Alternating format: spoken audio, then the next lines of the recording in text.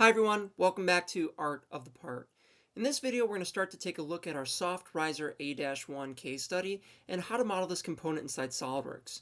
Now, this part might look a little simple to us, however, this is going to be a crucial piece of work holding that we're going to need to locate and secure other complex pieces in a traditional square-faced vise. For example, if we had a circular or rotative component, how could we safely clamp down on the outside diameter without that part shifting left or right, clockwise or counterclockwise, thus throwing off the symmetry of the part or compromising any runout tolerances that we were trying to maintain?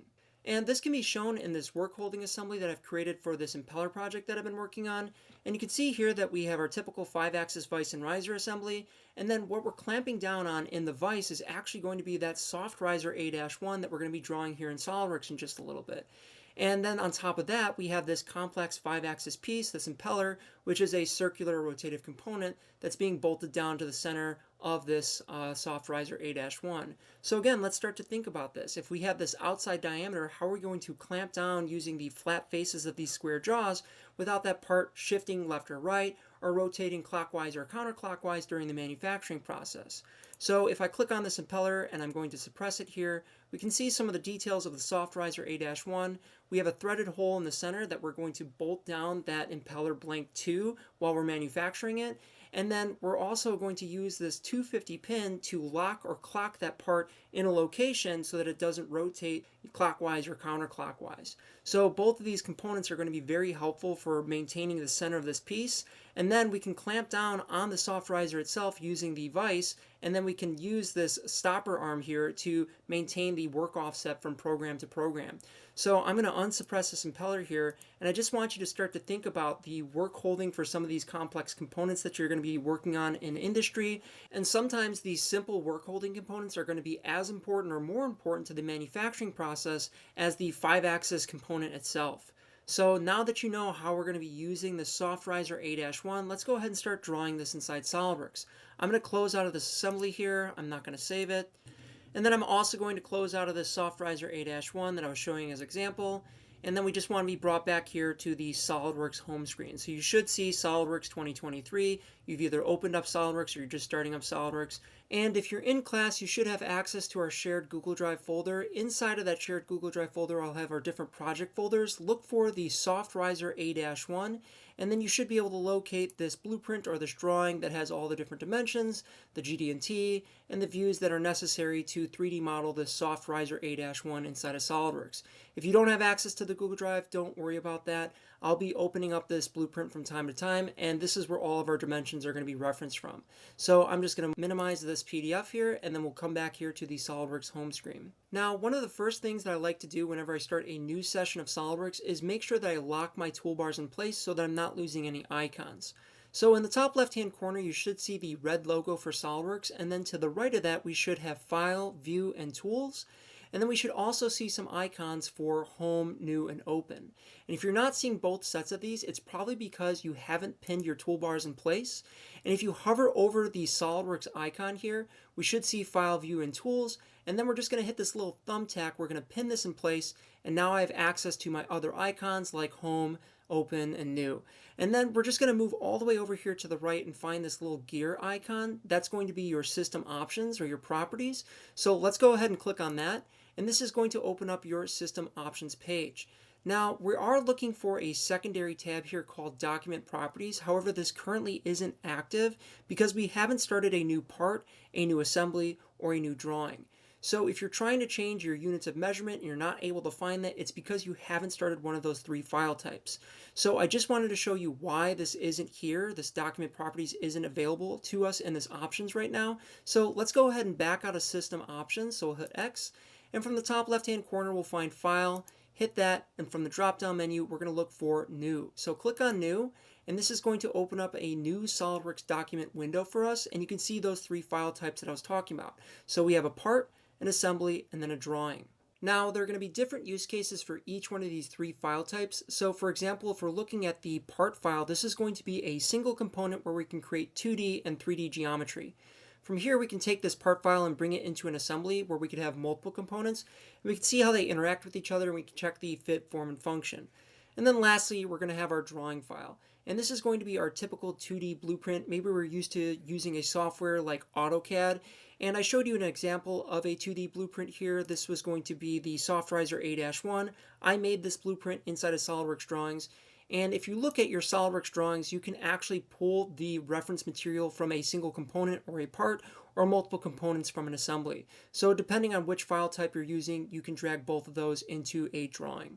However, in this lesson, we're just going to take a look at making a single component for the SoftRiser A-1. So we want to focus on looking at the part file. So make sure that you have the part icon selected. It's just going to be this yellow Tetris piece. And then we're going to hit OK. And this is going to start a new SolidWorks part file for you. Now, I will take a moment to explain the user interface and what we're looking at when we create the new SolidWorks part. However, I just wanted to investigate the system options that we were looking at earlier. So up here in the top left-hand corner, we're going to look for that SolidWorks icon in red. And then in this top toolbar, we're just going to move all the way over here to the right until we find the gear icon for options. Click on that, and this is going to open up that system options window for us again. And we can now access this document properties tab that we were looking for earlier. So click on document properties, and this is going to allow you to make changes to the units of measurement that you're currently working in. So again, unless you start a new SolidWorks part, a new SolidWorks assembly, or a new SolidWorks drawing, you're not going to be able to access document properties. So once you click on document properties, by default, it's going to drop you in the drafting standard subsection. And we just want to update this where it says overall drafting standard. By default, on new sessions of SolidWorks, it might place you in ISO. We're just going to hit the drop-down menu here, and we're going to look for ANSI. So click on ANSI, and then we're going to move down to the third subsection, which is going to be dimensions. So click on dimensions. And this is going to allow you to control or change the number of decimal places that you see when you set or place dimensions. And I want you to locate the section here for primary precision. This is currently set to 2 decimal places. If we hit this drop-down menu, we can change this to 3 decimal places, 4 decimal places, 5, so on and so forth. Now, the only thing that I want to make mention of, and especially for new engineers, is don't get carried away and change this to 8 decimal places unless you absolutely need it. Because if you hand off a part or a print with 8 decimal places on it, the person that's going to manufacture that is going to expect to hold tolerances in nano inches or micromillimeters, and you're going to increase the price point of that part astronomically. So just understand your tolerances, be conscious of that, and I think in most use case scenarios we can get by with 3 decimal places. So go to 0.123. You'll get a note here that says that we're making a change to our overall drafting standard, and now we have ANSI modified. That's totally fine. We're just making some slight adjustments. The next subsection that I want to take a look at here is units. So click on units, and we just want to make sure that we are working in inch pound second or IPS. By default, in some sessions of SolidWorks, you might have this set to mmgs. We just want to toggle this over to IPS because we are going to be working in inches. And then likewise, we're just going to update some of these decimal places to 3 points. So we'll just hit the drop-down menu here. We'll change this to 3. For the angle, we'll hit the drop-down menu here, change this to 3. This is already set to 3. And then for time, we'll also change that to 3. And the last property that I want to take a look at is going to be this image quality subsection. And this is going to be completely dependent on your computer's graphics card, memory, and processor. So if you click on image quality, you're going to notice that we have these sliders that we can change the resolution of our 3D models and our 2D wireframe, but this is going to be at the expense of our computer's performance. So if I click, hold, and drag on this little slider, I can pull this all the way up here to the red line, and we're still at optimal performance. But once I cross over into this red section, I'm going to get a warning that we're using too much memory, and we're going to start to compromise the computer's performance to increase the resolution. So what I like to do is just drag this slider right up to the red line and not cross over it, and this is going to be at my computer's optimal performance for resolution and memory usage. I'll do the same thing here for wireframe. I'm just going to drag this slider all the way up here to the red line, and this should be pretty good for our image quality. Now, you're more than welcome to explore the system options and document properties further, and you can make changes as you see wish. However, I'm done making changes, so I'm going to hit OK to apply these settings to my new SolidWorks part file. So once you've made all of your changes, I want to show you a way that we can save these preferences to a template so that we don't have to repeat this process every single time that we start up a new session of SolidWorks. So from the top left-hand corner, I want you to find the red SolidWorks logo, and just to the right of that, we're going to click on File, and then from the drop-down menu, I want you to find Save As. And it's going to be important that we do a Save As because that allows us to control the file type that we're saving. So click on Save As. This is going to open up your File Explorer. Down here where we can name the file, I want you to find the Save As type, we can hit the drop down menu because this is defaulting to a SolidWorks part. And when we click on that drop down menu, we're going to change this to a part template. So this is going to be a .prt dot.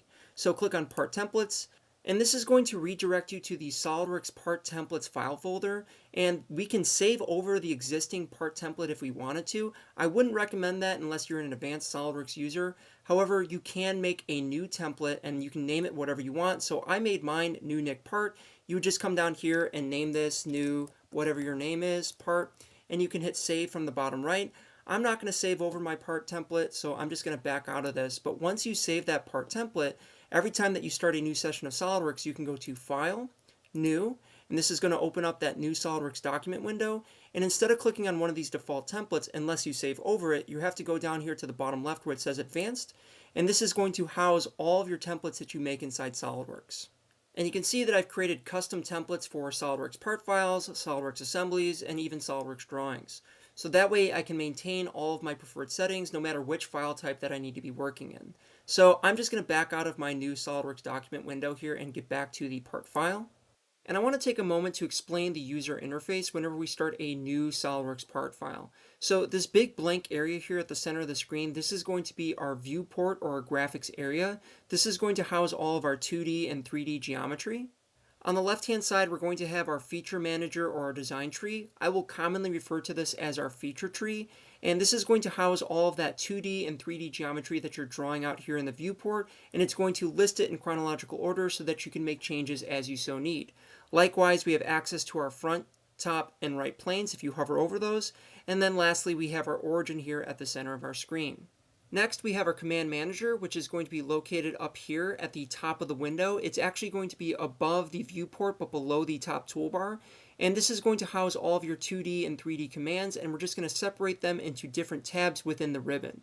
So for example, we have our features tab. This is going to be all of your 3D geometry for extrusions, revolves, cuts, so on and so forth. In the sketch tab, this is going to be all of your 2D geometry where we can make lines, arcs, curves, things like that. We also have the ability to add and remove tabs from the ribbon of our command manager. So for example, I've added my surfaces tab. This allows me to do more advanced 3D surfacing. However, this might not be on by default for your session of SolidWorks. If you right click on one of these tabs, you can actually open this drop down menu and we can locate the tab selection and you can see what you have currently activated or deactivated where there's a check mark or not a check mark. So for example, if you're looking for sheet metal, weldments, or mold tools, all you need to do is click on one of those options and it's going to add that tab here in the ribbon of the command manager. Another great tab to get familiar with is going to be Evaluate. This is going to allow you to take measurements from point to point, line to line, surface to surface without setting a dimension. Likewise, once we have 3D geometry, we can get the mass properties of that 3D geometry to measure the weight, the volume, or the surface area of a specific selection. The last tab that I want to talk about is going to be SolidWorks add-ins, and this is going to be where all of the advanced extensions inside SolidWorks are going to be located. So for example, if you wanted to do SolidWorks simulation, you'd have to click on this button and you'd add a new tab here for SolidWorks simulation. Or if you wanted to do 3D renders, you'd have to activate PhotoView 360. So once I click on one of these, it's going to activate a new tab inside the ribbon of the command manager. You can see here now I have access to my render tools. However, we won't be using these more advanced tabs for quite some time. We're mostly going to be working out of the Sketch tab to create 2D geometry, and from the Sketch tab, we'll jump into the Features tab to create 3D geometry from those sketches. The next area that I want to take a look at is going to be the View toolbar, which is located here at the top center of the viewport. There's going to be a handful of icons that are hanging below the command manager, and if you hover over those icons, it'll tell you exactly what they'll do. So for example, we can activate our section view where we cut the part in half and we can see some details that might be located inside the piece. We can also choose what display style that we're looking at. So if I hit this drop down menu, I can see that we can choose from shaded with edges, we can turn off those edges, and then we can only see the wireframe. We also have this hide show so we can see certain features or details. So I can turn on or off my planes or my axes or certain points. Now the two colorful beach balls to the right of the eyeball are going to be Edit Appearance and then Apply Scene. So both of these are going to be extremely useful if you're trying to make renders. So inside of Edit Appearance, this is the beach ball with a pencil next to it. This allows you to make any display changes. So if you want to make your part look like plastic or metal and you want to render it out that way, this is where you're going to do it. And then the beach ball dancing here on the disco floor, this is going to be apply scene. If we hit the drop down menu here, this allows us to change the background that we're currently viewing in. So if we wanted to do a nice blank white background where we could take a screenshot, we can change this to plain white. We can also hit this drop down menu, and if you wanted to change it to maybe like a courtyard background and you wanted to render it out in a big HDR image, this is a great way to do it. I'm going to change this back here to my favorite background, which is Backdrop Studio Room 2. Now, the last icon that I want to take a look at in our view toolbar is going to be this little computer monitor for view settings. If I hit the drop-down menu here, I can start to toggle between different graphical displays. For example, Real View Graphics allows me to take advantage of the part's material appearance. So if it's metal, I can start to see some reflections and some shadows that I might not otherwise see.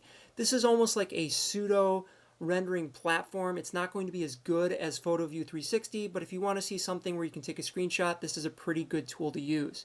I also turn on perspective from time to time. This allows me to add a little bit more depth to my renders if I am in PhotoView 360. However, I just want to make mention that if we are in the modeling process, I would recommend that you do not have any of these settings turned on. So if you do see them toggled on, I would again suggest that you toggle them off.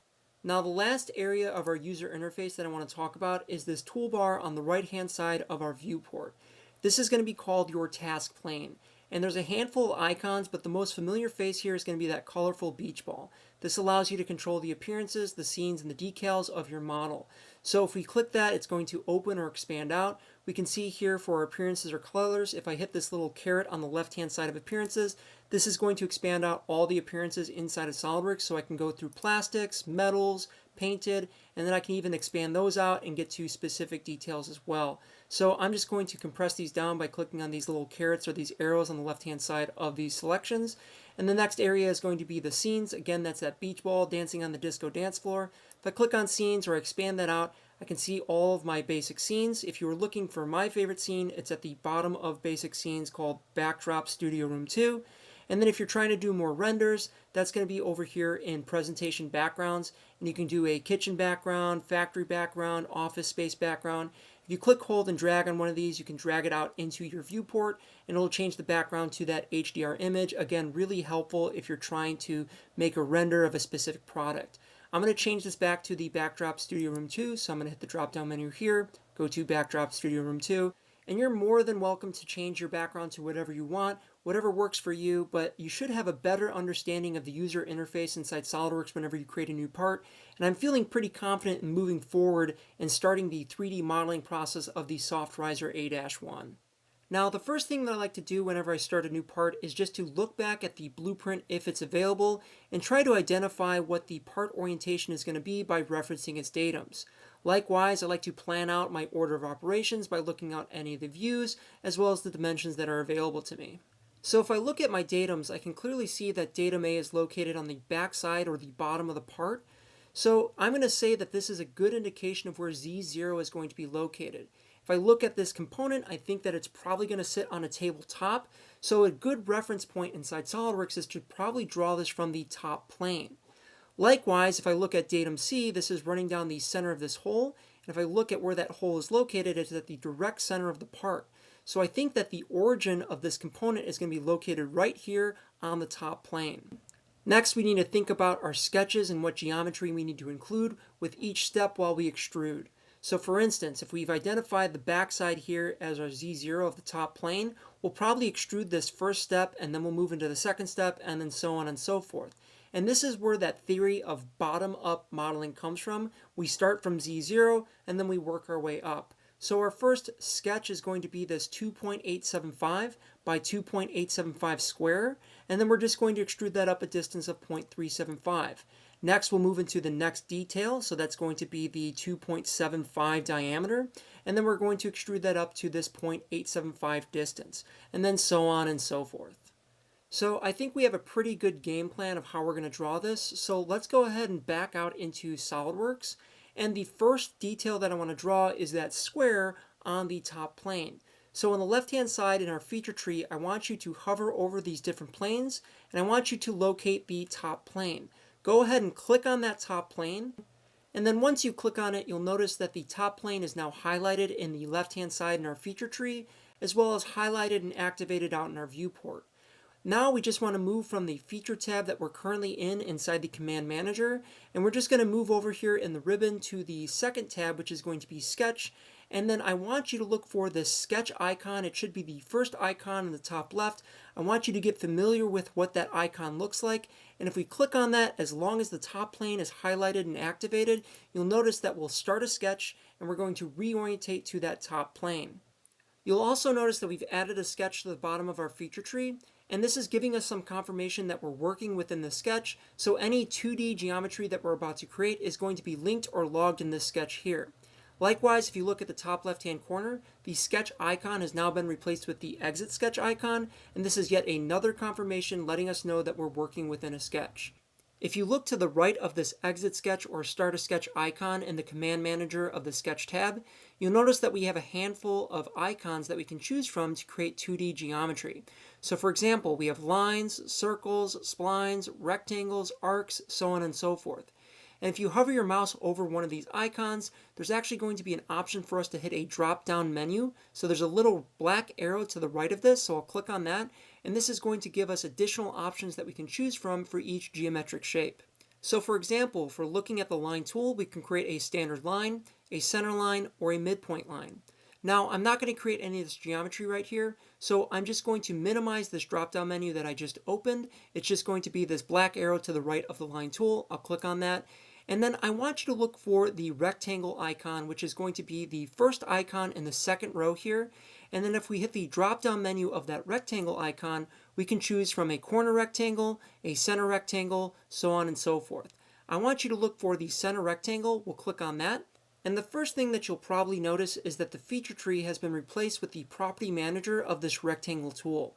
Now, this is going to happen quite often, especially when we're using 2D sketches and 3D features.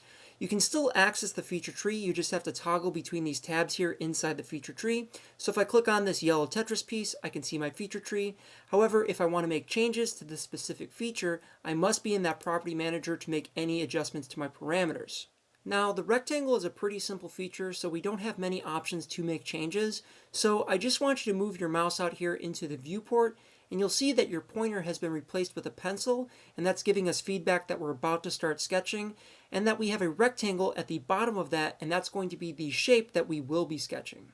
So let's slowly move our mouse to the center of our workspace, and we're going to try to link the center of this rectangle to the origin of this part. And that's going to be represented by these two red arrows at the middle of our screen. So as you move closer and closer to that origin, you're actually going to start to pick up these snap lines or these projection lines, and we're creating relationships, and we're saying, hey, if I click here, this is going to establish a horizontal relationship, or if I move my mouse up here and I click here, this is going to be a vertical relationship. We actually want to create a coincident relationship that's going to lock ourselves onto the origin, which is located between these two red arrows. So I'm just going to move my mouse down here slowly, and as I approach this, I'm going to see that I'm going to get this snap relationship that's telling me that I will be coincident at this origin point. We have some feedback that there's going to be an orange dot in between those two red arrows. We also see a yellow coincident relationship, which is to the bottom right of your mouse. It's just going to be an intersection point with a dot on it. That is telling us that we are going to be coincident. So we're going to click for the first time here, click once. And then we're going to move our mouse out to the bottom right. Now we're not clicking again, holding, dragging, anything like that. We're just moving our mouse. We've only clicked once on the origin, and you can see that we are projecting the center rectangle, and it's attached to our mouse. We also have these XY values that are near our mouse, and if I was going to click for the second time, it would drop or project the center rectangle and establish these XY values. However, this would still be underdefined in SolidWorks, even if I would go over here to the left-hand side and type in those XY values in the property manager, because in SolidWorks, we need to establish or lock these down or make this fully defined using the Smart Dimension tool. So we really don't care what these XY values are at this moment. We just want to drop the shape, and we'll come back and dimension it later. So I'm going to ask you to click for the second time now, so click. And you'll see that we've projected the center rectangle. If I move my mouse away, it's locked there in place. And I want to show you a bad example, so don't follow me here, but this is about the time that people think that they can go over to the Properties Manager and fully define the shape using these XY values, but I'm going to show you why this isn't going to work. And I'm just typing in my XY values right now. But if you move your mouse out and you're not drawing anymore, I want you to go ahead and hit escape a couple times on your keyboard because you would continue to draw the last shape that you were trying to draw. So I'm going to hit escape. You'll see that my mouse has now changed back to the regular pointer. But even though I typed in those XY values in the property manager, these lines are still blue, which means that they're underdefined. So if I click, hold, and drag on one of these endpoints, I can still move this around. So even though that I typed in those values in the XY dimensions here in the left-hand side of my properties manager, this rectangle is still underdefined, and that means we have to use the Smart Dimension tool to lock it down or fully define it. So I want you to move to the top left corner of your sketch tab, and we're going to look for this tool called Smart Dimension. Go ahead and click on that, and then if you move your mouse out here into the viewport, you'll see that we still have our pointer, but we have the Smart Dimension tool activated. So all I want you to do is click on one of these lines. We're going to click on the bottom horizontal line here. We'll click once, and we'll see that we're projecting out a dimension. We're just going to click for the second time to place this dimension, and now we can type in a value. So I'm just going to type in 2.875, and then we'll hit enter or the green check mark, and you'll see that the part will scale whenever you set your first dimension. So it really didn't matter what we set those XY values at earlier when we were first sketching up the center rectangle. We're always going to need to come back and use that Smart Dimension tool to lock this in place or fully define it. And speaking of fully defined and underdefined, I do want to talk about the status bar, which is located at the bottom right hand corner of the SolidWorks screen. It's probably being blocked by my face right now, but you should see some feedback for X and Y positions, and then just to the right of that, you should see something that says underdefined. Now, underdefined means that we still have blue or underdefined lines active within our sketch, and as I showed you earlier, we can click, hold, and drag on those, and they can lose their XY positions. We want to be able to lock those down in place or fully define them using the Smart Dimension tool.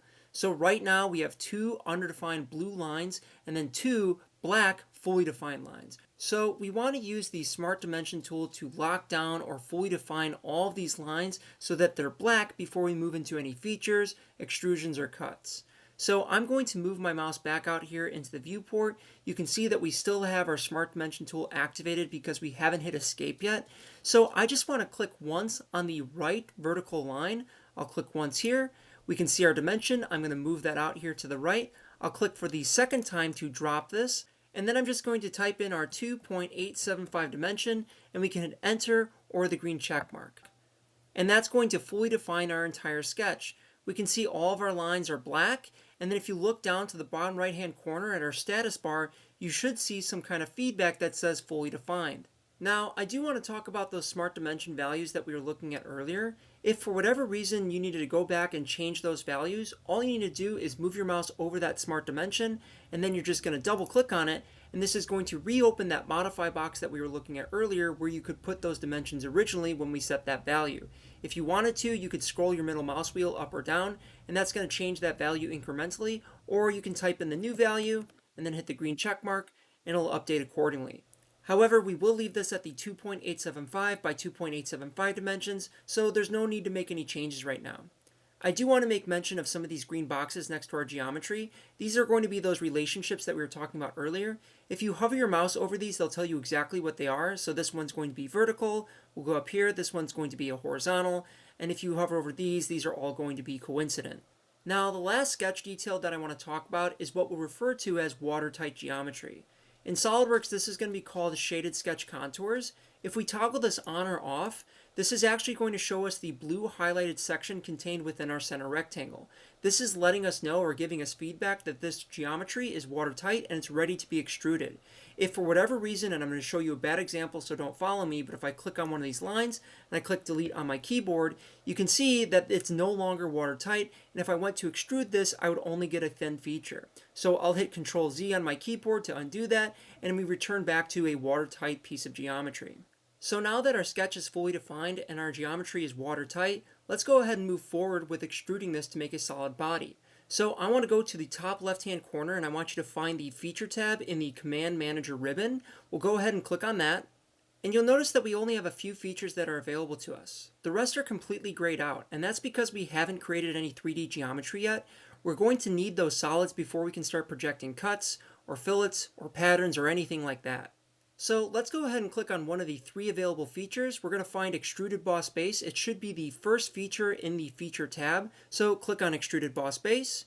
And you'll notice that our screen has now reorientated to an isometric view, and then we're also seeing a preview of that extrusion highlighted in yellow. Likewise, we've now moved back into that Properties Manager tab, so if you were looking for the feature tree, it's just going to be located right here. However, I want to stay within the Properties Manager because there's going to be some criteria that I want to interact with to control this extrusion. For example, where is this extrusion going to be projected from? What direction is this extrusion going to be going? And then the distance or the depth of that extrusion. For now, we can leave all these criteria as the default settings. So from sketch plane, direction blind, the only thing that we're going to change here is going to be the depth or the distance. So when we were looking back at the blueprint, we saw that that first step was going to be 0.375. Now, just like the modify box from the sketch commands, we can manually type in this dimension, or if you wanted to, you can scroll your middle mouse wheel, and this will increase or decrease incrementally. Likewise, there's an arrow at the middle of this extrusion. If we click, hold, and drag on this, we can pull this incrementally as well. However, I'm just going to type in this value, so it's going to be 0.375, and we can hit enter or the green check mark from the top left-hand corner, and that's going to apply this extrusion. You'll probably notice that a handful of things have changed within our workspace. First, the yellow highlighted preview of the extrusion has now turned into this gray 3D model. This is now considered solid geometry. Second, the grayed out icons of the command manager inside the feature tab are now accessible because we do have 3D geometry to reference. So now we can do extruded cuts, fillets, patterns, so on and so forth. And third, we've now added a boss extrude to the bottom of our feature tree.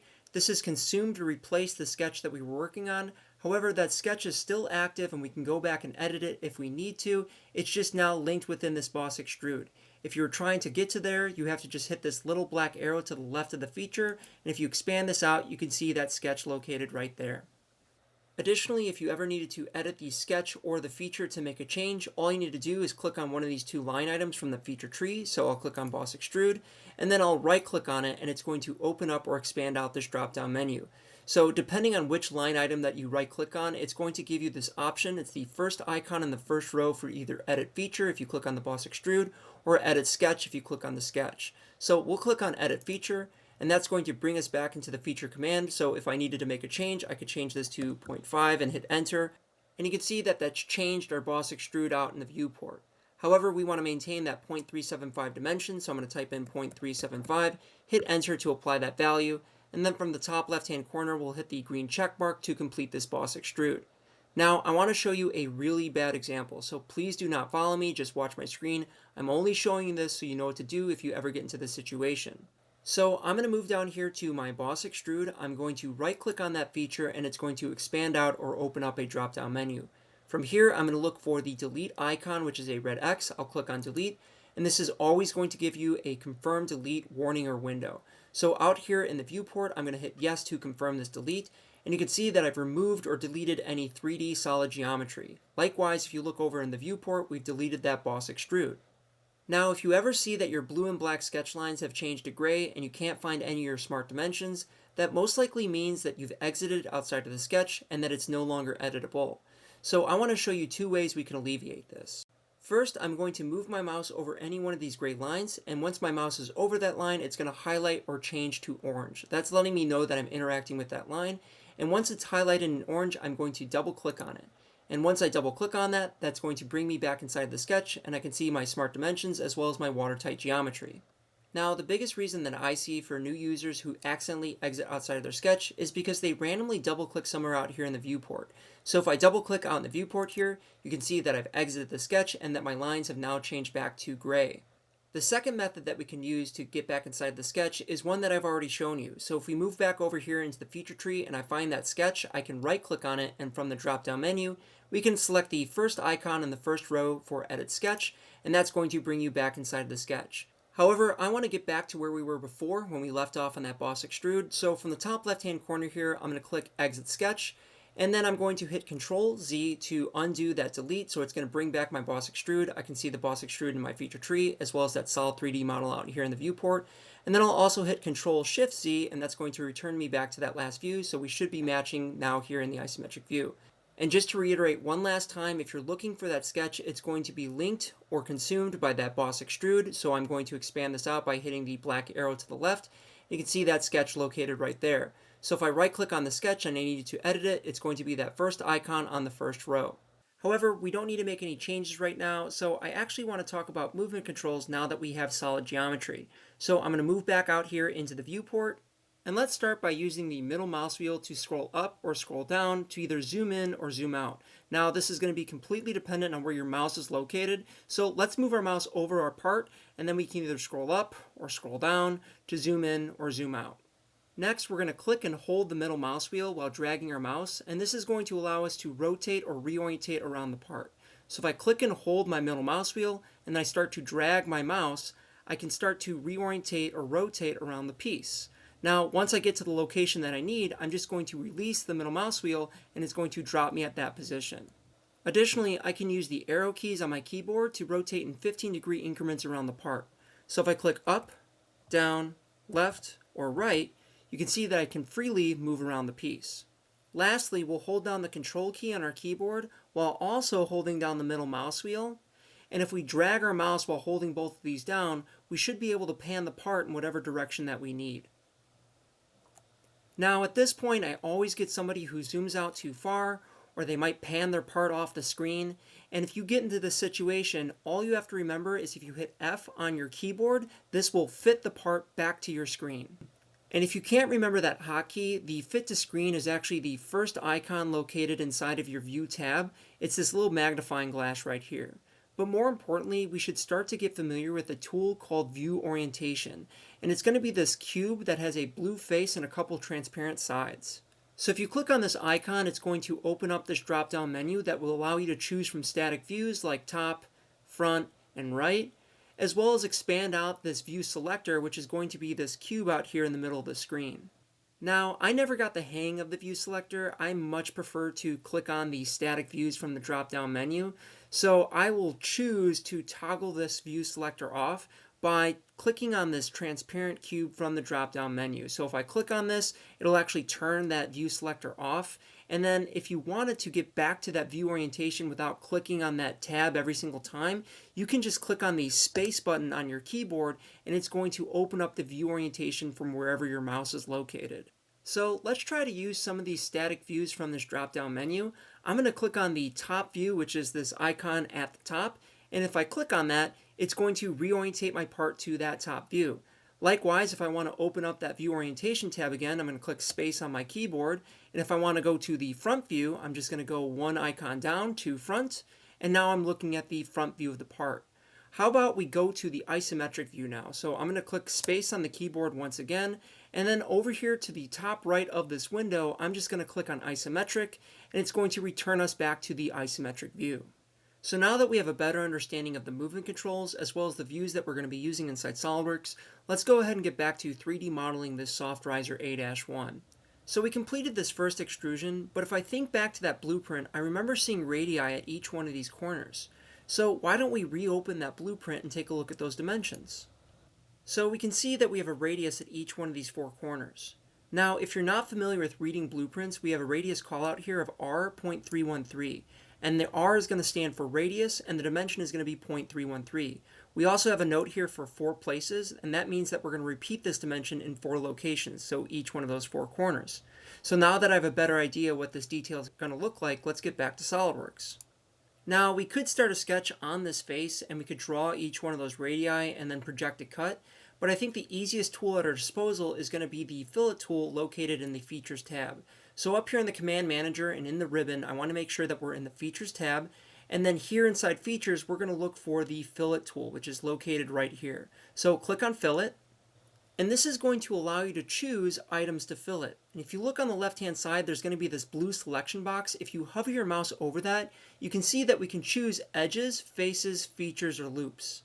Additionally, you might want to turn on full preview as the option below that.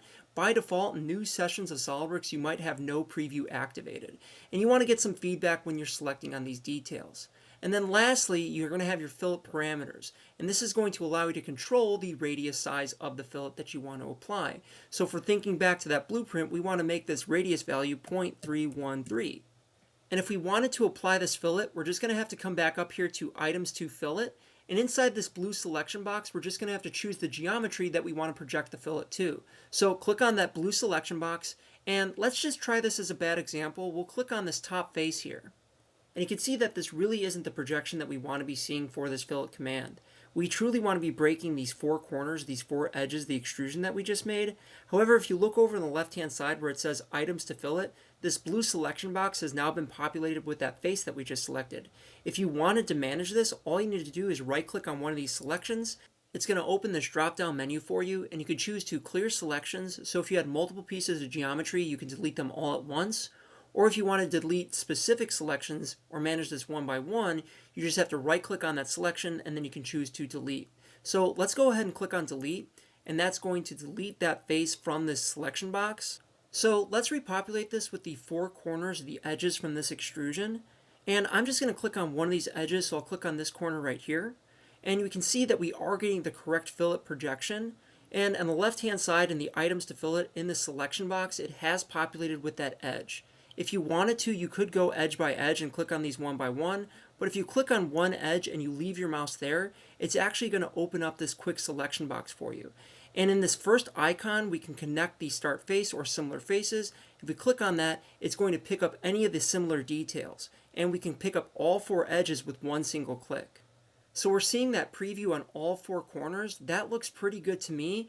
I'm just going to hit the green check mark from the left-hand corner. We'll click the green check mark, and we've applied that fillet to all four corners. So let's take a look back at our blueprint and we can decide which details to complete next. Now I think we should continue on with our bottom-up modeling approach. So we completed that first extrusion, which was going to be 0.375. So the next detail or the next step is going to be this extrusion that's 0.875. And if we look at the top view over here, that's going to link back to this diameter that's 2.75. However, one thing that we should start asking ourselves, especially when using bottom-up modeling, is how are these dimensions being displayed? So if we look over here on the right-hand side, we can see that that first step is going to be 0.375, and then the second step is going to be 0.875. However, this 2.75 diameter is not going to be extruded a total distance of 0.875 from this 0.375 face. We must account for subtraction here, so if we are drawing this on this face here, we must take 0.875 less or minus 0.375. Otherwise, we would need to draw this next sketch on the top plane, or Z0, which would be this bottom face. And I think this defeats the purpose of us using the bottom-up modeling approach because we've already created this first step with this first extrusion. So we have this 0.375 step. We're just going to draw on this face and create the next step or the next extrusion. So let's get back into SolidWorks. I'm going to minimize this blueprint, and we're going to start our next sketch on this face right here. This is going to be the top face of the extrusion that we just completed. This is not going to be the top plane. So click on this face. It's going to highlight in blue, and as long as you don't move your mouse, it should open up this quick toolbar. I'm going to move my mouse slowly into this toolbar, and there's going to be a handful of icons. And if you think back to when we started messing around with the sketches, I told you to remember what the sketch icon looks like. So we're going to look for the second icon on the second row. This is going to be the sketch icon. If you click on that, you can actually start a sketch from this quick toolbar. So click on sketch, and it'll reorientate your part to that top view, and we can start sketching. Likewise, if you didn't see the quick toolbar or you don't like using this method, you can always follow the same steps that I showed you before, where you click on a face and then you're going to go up to the top left-hand corner, and inside the ribbon of the command manager, you're going to click on the sketch tab, and then once you're inside the sketch tab, click on the sketch icon. Either way, in whichever method you prefer, you should see that we've started a new sketch at the bottom of our feature tree. So as long as you see that, let's go ahead and move into the sketch tab. And inside the sketch tab, I want you to locate the circle tool from the gallery options. So it's going to be the second icon on the first row. Go to the right of it, hit the drop down menu, and we're going to look for the circle icon. So click on circle. And if you move your mouse out into the viewport, you can see that our pointer has once again changed to a pencil. So that's telling us that we are sketching. And the icon below the pencil is no longer a rectangle, but it's a circle. So anytime I click my mouse, I'm going to start sketching a circle. So just like what we did before, let's move our mouse over to the origin so that we can lock the center point of the circle to the origin and we can establish that coincident relationship. So I'm just going to move my mouse over here. I'm going to see those snap lines. Like I said before, this is horizontal, this is going to be vertical. But if I move my mouse over the origin, which is going to be in between the two red arrows, I can see that I have that orange dot and I have a coincident symbol to the bottom right in yellow. Click once, and then we're going to move our mouse to the bottom right. Again, we're not clicking, holding, or dragging. We're just moving our mouse out to the bottom right. We're trying to expand out this circle, and we really don't care what this value is going to be. We're just going to come back and smart dimension it later. So as long as you're within the extents of the first extrusion, let's go ahead and click for the second time. So click again, and that's going to drop the circle in place. Again, we do not want to update the value on the left-hand side in our Properties Manager. We're going to be using the Smart Dimension tool to fully define the circle in just a second. Additionally, if you're done drawing your circle, you want to hit the green check mark on the top left here, or hit Escape on your keyboard a couple times. Otherwise, and I'll show you as a bad example, if you don't do either of those two steps, you're going to continue drawing circles over and over again until you hit Escape on your keyboard. So you can see that this can turn into a mess pretty quickly. I'm going to hit Control Z on my keyboard to undo those last three circles, and we get back to this circle here. Next, we're just going to use the Smart Dimension tool like we did before. So inside the Sketch tab, we're going to find the Smart Dimension tool located right here. Click on that Smart Dimension tool. If you move your mouse out into the viewport, we're going to get that feedback that we are using the Smart Dimension tool. And we're just going to click on the outside edge of this circle. So click once, and then we're going to move this dimension out here to the left. I'll click for the second time to drop the dimension. And this value is just going to be 2.75, and I'll hit Enter to get out of that Modify box. You can see that the circle is black and it's fully defined, and we can move into an extrusion. So let's follow the same workflow, and I'm just going to jump over into the Features tab in the top left in the ribbon bar of my Command Manager. So click on the Features tab, and inside of Features, we're going to click on that first icon, which is going to be Extruded Boss Base. So click on Extruded Boss Base. And once again, this is going to reorientate you to the isometric view, and we should be able to leave the default settings for From, Sketch Plane, and then Direction set to Blind. However, we do want to update our depth or dimension. So this is going to be that 0.875 dimension minus the 0.375 dimension. So step 2 minus step 1. So I'm just going to type in 0.875 minus 0.375. And if I hit Enter or the green check mark, SolidWorks is going to do the math for me. So I'll hit Enter. We can see that this extrusion is going to be set to a 1/2 inch. And I'm just going to hit the green check mark or Enter to apply this extrusion. Now, just like before, we can see that this boss extrude has been added to the bottom of our feature tree, and it has consumed or linked itself to the sketch that we were just using. So if for whatever reason you needed to access that sketch and make a change, all you need to do is hit the arrow to the left of the boss extrude, and it's going to expand this out, and we can see that sketch is located within that boss extrude. So now that we're getting used to sketching and extruding, let's take a look back at our blueprint to see what dimensions we'll need for step 3 and step 4. So I'm going to open up my blueprint, and you can see here we've just completed this 2.75 diameter, and we extruded it up to this 0.875 value from Z0, so it was 0.875 minus or less 0.375. So the next two details that we're going to take a look at are going to be step 3 and step 4, which are going to be the 0.938 dimension and then the 0.969 dimension respectively. So if we look at these two steps and I look back here at the top view, I can see that we have a diameter here of 0.995. That's going to be linked to the 0.938 dimension. And then we also have a diameter for 0.433, and that's going to be linked to the 0.969 dimension. Now I'm going to do the math for you. So if we're looking at step 3, that's going to be 0.938 minus 0.875. And that's going to come out to a value of 0.063. So step 3, which is going to be the 0.995 diameter, is going to be extruded up a value of 0.063. And if we're looking at step 4, that's going to be the 0.969 dimension minus the 0.938 dimension, which is going to come out to a value of 0.031, which is going to be linked to the 0.433 diameter, so that's going to get extruded up a value of 0.031. So let's jump back into SolidWorks and we'll follow our exact same workflow for step 2, where we're going to click on the top face of the last extrusion, and as long as we don't move our mouse, we should be able to access the quick toolbar. And I'm going to look for the sketch icon, which is the second icon on the second row. So I'm just going to move my mouse over into that quick toolbar. I'll click on the sketch icon, and this is going to reorientate our part, and we're going to be starting a sketch on this top face. And again, you can see that we've added a new sketch to the bottom of our feature tree. So let's go ahead and move into our sketch tab with the Command Manager. And inside that sketch tab, I want you to look for the circle icon in the geometry gallery.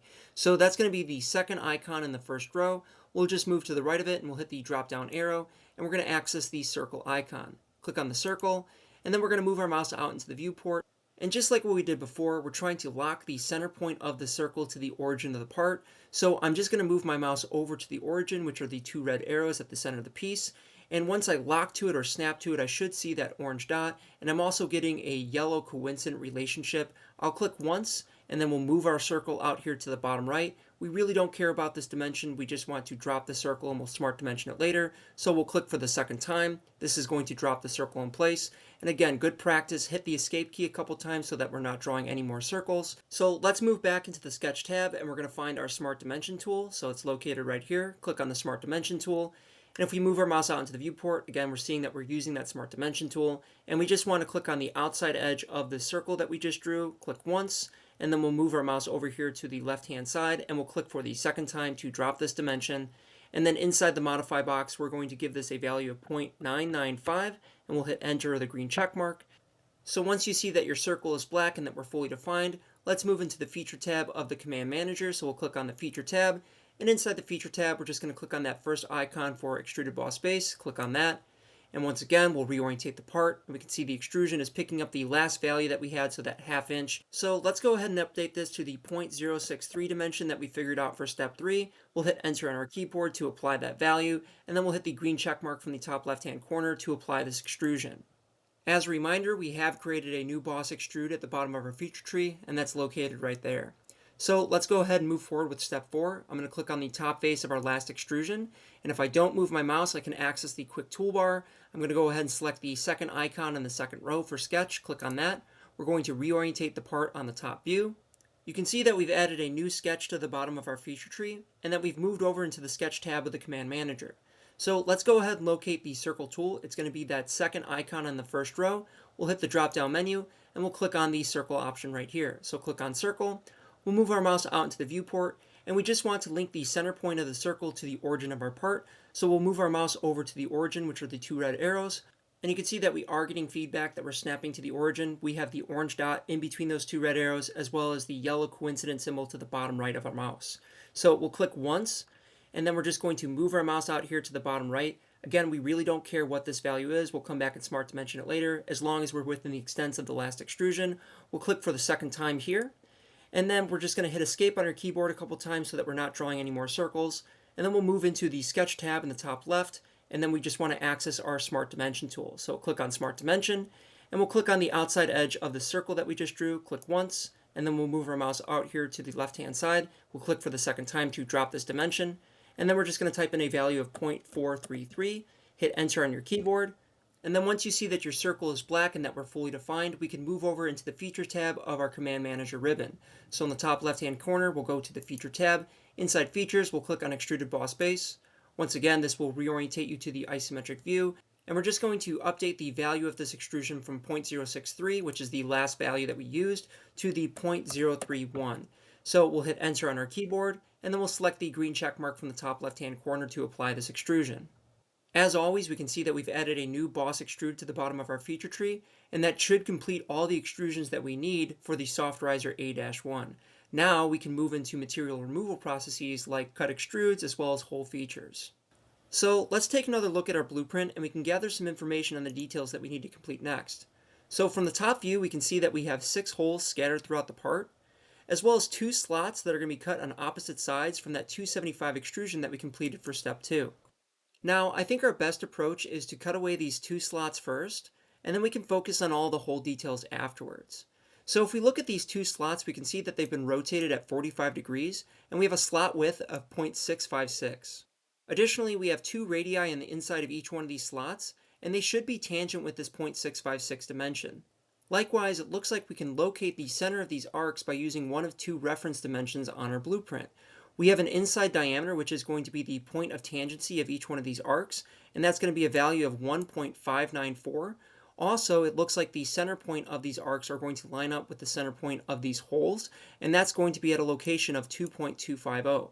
Lastly, we can see that we have a section view that's cutting down the middle of the part, and then once it reaches the origin, it rotates at 45 degrees, and it's cutting down the center of this slot. So if we look at the section view in the middle of our screen, so section A to A, we can see that this cut is located right here, and it's starting on the top face of the second step, and then it's going to terminate on the top face of the first step.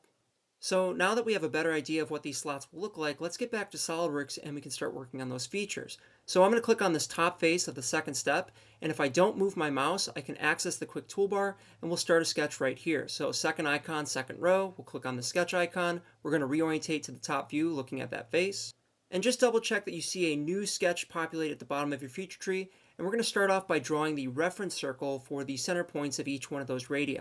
So inside the sketch tab, we're going to look for the circle icon. It's going to be the second icon on the first row.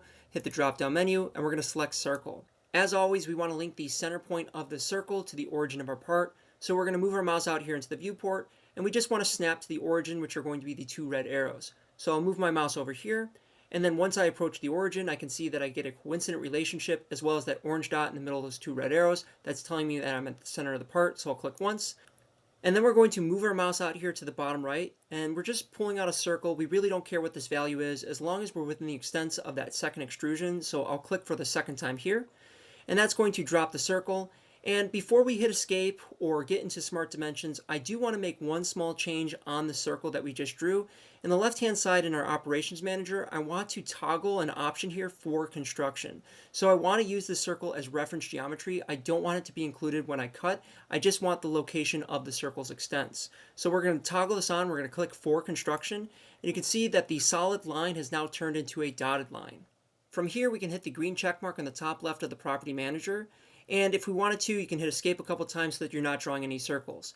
If for whatever reason you weren't able to toggle for construction while we were drawing the circle, we can always draw the circle as a solid line and then come back to it later. So if I click on the outside edge of the circle, it's going to highlight it and select it. And if you don't move your mouse, you can actually choose for construction from the quick toolbar manager.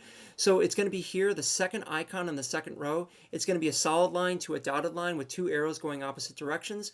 Likewise, as long as you have that circle selected, we open up the property manager of that feature. If you look on the left-hand side, we can locate for construction. So a couple ways that you can toggle that on and off if you need. But as long as you see that your circle has dotted lines, that's telling us it's for construction, so we can go ahead and smart dimension this. So in the top left-hand corner inside the sketch tab, we're going to select the smart dimension tool, click on smart dimension, and we're going to select the outside edge of the circle, so click once, and then we'll pull this dimension out here to the left-hand side, and we'll click for the second time to drop this dimension, and we're going to type in a value of 2.25. We'll hit enter on our keyboard, and that should fully define the circle. Next, we're going to draw a few reference lines to create that 45-degree angle so that it intersects with the circle that we just drew. So in the top left-hand corner, we're going to go to our sketch tab, and inside the sketch tab, we're going to locate the line tool. It should be the first icon in the first row. We're going to hit the drop-down menu, and we're actually going to choose the center line option. So click on center line.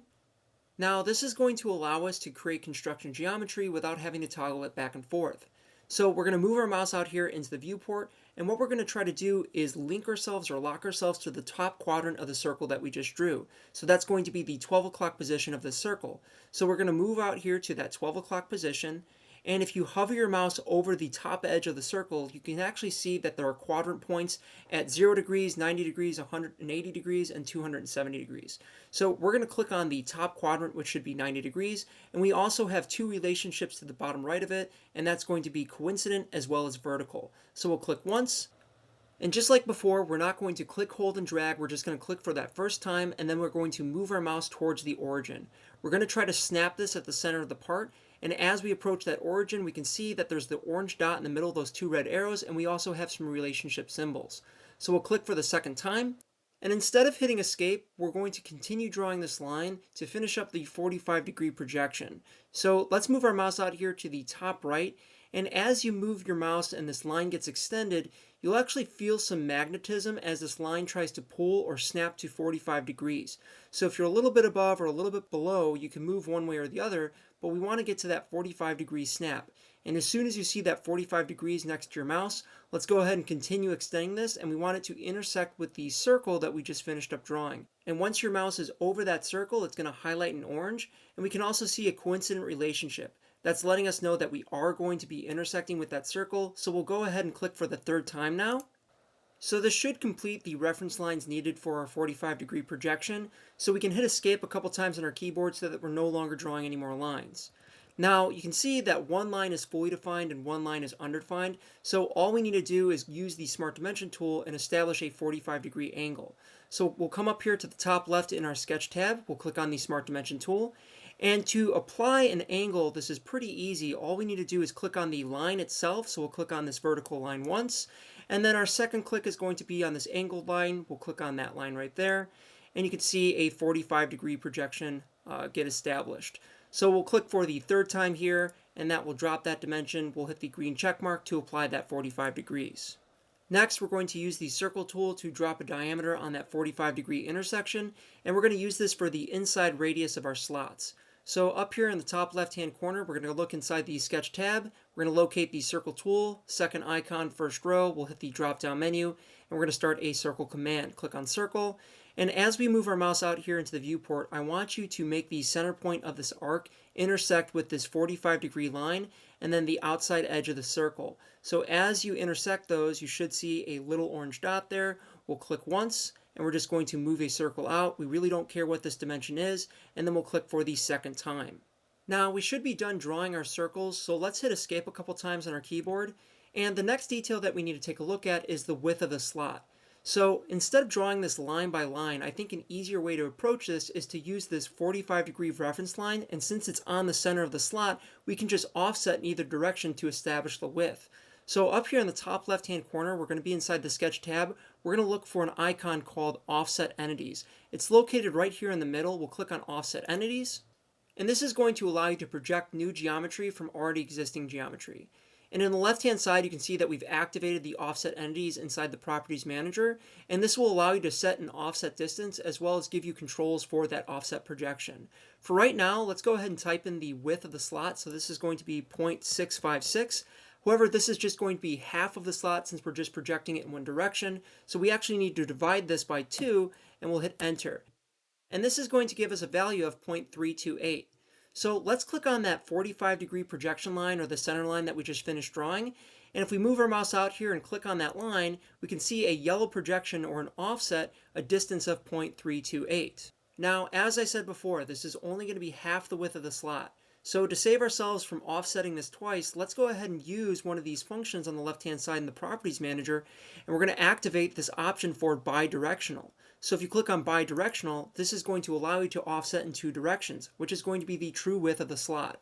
Now we should be able to hit the green check mark to apply this offset, and you can see that we have fully defined lines on either side of the circle. The last piece of geometry that we're going to need to complete this slot is actually going to be this outside edge from the 2.75 extrusion, or the second step. So if we look inside of our Sketch tab, we can actually pick up that geometry using this function called Convert Entities. It's going to be located to the left of Offset Entities. So click on Convert Entities, and it's going to open up this Convert Entities command inside the Properties Manager. And it's going to allow you to choose entities to convert inside of this blue selection box. So click on that blue selection box, and then we're just going to click on this outside edge of the 2.75 extrusion. Click on that once. You can see it get populated over here in the entities to convert, and then we're going to hit the green check mark to pick up that edge. Now we just need to clean up some of these lines so that we can create one solid piece of watertight geometry to be used for our extruded cut. The first thing that I want to do is establish some tangency between the circle that we drew and these offset lines that we projected from the 45-degree angle. This is going to be known as forcing a relationship. All you need to do is hold down the control key on your keyboard. We're going to select the outside edge of the circle, and then we're going to select on one of these two offset lines. And as long as you are holding down the control key while selecting on both of those entities, you should be able to open up the Properties Manager on the left-hand side, and you can see that we selected an arc as well as a line. Below that, these are the relationships that I was talking about that we can force onto those selections. So depending on what geometry that you select, you could get an entirely different family of relationships to add. For this instance, we have a line and an arc, so we should only be able to add a tangency relationship. At this point, you can release the control key from your keyboard, and we're going to click on that tangent relationship. So click on this little tangent icon, and you can see that the circle has now grown or made itself tangent to one of those two offset lines that we projected. At this point, we can hit the green check mark from the top left-hand corner, or we can hit escape on our keyboard to get outside of the Properties Manager. Next, we're going to trim up some of these lines so that we can make one watertight piece of geometry. So inside of our Sketch tab, we're going to look for an icon called Trim Entities, and this is going to be located to the left of Convert Entities. There's going to be a pair of scissors cutting a line. Go ahead and click on that. And this is going to allow you to trim or extend geometry at points where they intersect. On the left-hand side, you can see that we've activated the Trim tool inside the Properties Manager. And if you look below that, we have a handful of options that we can choose from while using this Trim tool. By default, I think SolidWorks puts you into the corner trim, so I want you to change this or toggle it over to the power trim. This is probably one of my favorite tools in all of SolidWorks because of how versatile it is in any application. So once you've activated the power trim tool, I want you to zoom into this area that we've drawn all of this geometry. So I'm going to zoom in here, and we're going to start by extending these offset lines so that they intersect with the outside edge of that 2.75 diameter. Now what you're going to want to do is click on the line near where you want it to extend or trim. So on this top edge of this line, we're going to click around here. So click once, and we're not click holding, dragging, or anything like that. We just clicked once, and then we're going to move our mouse up to the edge of this 2.75 diameter. So we're going to click for the second time here. And we're going to do the same thing to the bottom edge of the slot. So on this offset line down here, we're going to click somewhere around this location. So we'll click once, and then we're just going to move our mouse out to the outside edge of that 2.75 diameter. We'll click for the second time here, and you can see again, we've extended that line to the outside edge. Likewise, we're going to use the same methodology to trim back these offset lines so that they intersect with this diameter right here, which would be at their point of tangency. So if we're looking at this top edge, we're going to click somewhere near the bottom of the line at this location. So we'll click once, and then we're just going to move our mouse until we intersect or hit the outside edge of this diameter. So we'll click for the second time here, and you can see that we trimmed it back to its tangency point. So we're going to do the exact same thing to this bottom edge. And if we're looking at this line right here, we're just going to click somewhere near the bottom. I'm going to click on this location, click once, and then we're just going to pull this line back until we find the intersection point with this outside diameter. So I'll click here, and again, we've trimmed this back to its point of tangency. Now, the power trim isn't just restricted to clicking and dragging. We can actually use it to slice through entities to pull them back to their intersection points. So for example, if I wanted to get rid of this section from this diameter and I wanted to pull it back to these 2 points, all I would need to do is move my mouse out here to the top right hand corner. I'm going to click, hold, and drag, and I'm going to pull my mouse through this entity, and once I cut through it, I'm going to release my mouse, and you can see that I've cut that back to these 2 intersection points. Next, we'll do the same thing to remove the remaining sections of the circle so that we can turn it into a true arc. So we're just going to click, hold, and drag our mouse through one of these sections, and then we're going to release, and that's going to cut it back or trim it back to this tangency point. We'll do the same thing to this bottom section, so we'll click, hold, and drag. We'll cut through that piece, we'll release our mouse, and that's going to remove it or trim it back to that tangency point there. Now the last entity that we need to remove or trim back is going to be this outside section of the 2750 contour that falls outside of the slot detail. So pick anywhere outside of the slot detail, and then we're going to click, hold, and drag our mouse through that outside edge of that 2750 contour. Once we cut through it, we're going to release our mouse, and you can see that our slot is now truly watertight. So now that we're done trimming our entities, let's go ahead and hit the green check mark from the top left-hand corner of our property manager, and this is going to allow us to exit out of the trim tool. From here, we're just going to move into the Features tab in the ribbon of the Command Manager, so click on the Features tab, and instead of using the Extruded Boss Base command, which would add material, we want to remove material for the slot detail, so we're going to try to find the Extruded Cut detail right here. So click on Extruded Cut, and since this didn't reorientate me to the isometric view, I'm just going to move my mouse out here into the viewport. I'll hit space on my keyboard. This is going to open up the view orientation window. And from the top right of this window, I'm just going to find my isometric icon. So click on isometric, and now I can see that extruded cut in the isometric view. And now I have a better idea of what that cut will look like from the yellow highlighted preview. You'll also notice on the left-hand side in our Properties Manager that the extruded cut almost looks identical to the Extruded Boss Base. All these settings are going to be almost exactly the same. The only difference is that we're going to be removing material rather than adding material. Now, I do want to take a moment to talk about the direction setting while using the Cut Extrude feature. If we find the blind section and we hit the drop-down menu, you can see that we have a lot of the same settings that we were looking at using the Boss Extrude feature. So blind, through all, up to next, up to surface, so on and so forth. If we were looking at this cut extrude from the blind feature or the blind perspective, we would have to make this the same height as the second step. So this would be around a 1/2 inch so that it terminates on the top face of the first step. However, if we ever got a revision change to change that second step, so say it went up to 5/8 or 3/4, well, that cut extrusion that we're about to make is still always going to be at that 1/2 inch unless we come back and change it. Now, I don't want to have to micromanage all these details, so I think the better perspective or the better use case scenario for this instance is going to be to use up to surface. So if we click on up to surface, we can actually choose to have this cut terminate on the top face of the first step every single time, no matter what, even if we get a revision change. So inside this up to surface selection, we can choose this pink box here. This is going to be the face that we want to terminate the cut to. So I'm just going to click on the top face of the first extrusion. So I'll click on that top face there, and you can see it populate in the left-hand side for face 1. Likewise, we can see the yellow highlighted preview of this cut extrude project itself to that pink surface or terminate on the top edge of this first extrusion. So I think this cut extrude looks pretty good. We can go ahead and hit the green check mark from the top left-hand corner of our property manager, and we're going to apply that cut. Once again, that's going to get added to the bottom of our feature tree, so if you're ever looking for your cut extrude, it's going to be located right there. Now, you might be asking yourself if you have to repeat all these steps to project the second slot on the opposite side of the part, and that's not necessarily true. We can take advantage of some really powerful features inside SolidWorks that should make quick work of this detail. If we're looking at this slot right here, it's actually going to be located in the first quadrant. And the first feature that comes to mind would be the mirror command. And if we mirrored it over the front or the right plane, we would mirror it into the second or the fourth quadrant respectively, which isn't necessarily what we want. However, we can use the circular pattern feature to copy and rotate this detail on the opposite side of the part. So if we're looking for circular pattern, it is going to be located here in the Features tab. However, we have to find the linear pattern feature, which is located to the right of the fillet feature. But instead of clicking on this icon, we're going to have to hit the drop-down menu. So click on the drop-down menu, and you can see that we have linear, circular, mirror, so on and so forth. We're going to find and click on the circular pattern feature. And this is going to allow you to choose a circular face or axis to rotate around. So this is going to be the blue section right beneath direction. So click on that blue selection box. And we want to choose on a circular face as long as it shares a center point or an axis with the middle of our part.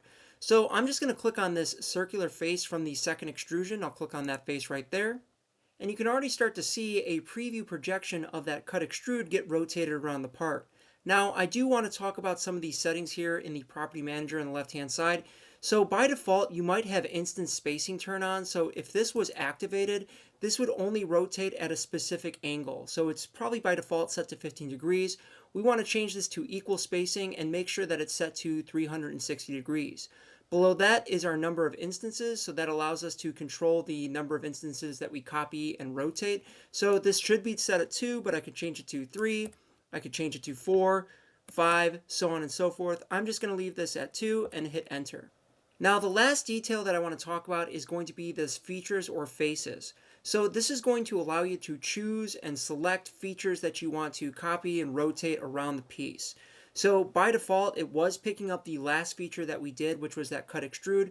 We still had it selected when we finished that extrusion. So if this wasn't populated, you could always right click on this and clear the selections, and you would just have to click on one of the surfaces from that cut extrude, and it's going to get populated here in the features and faces.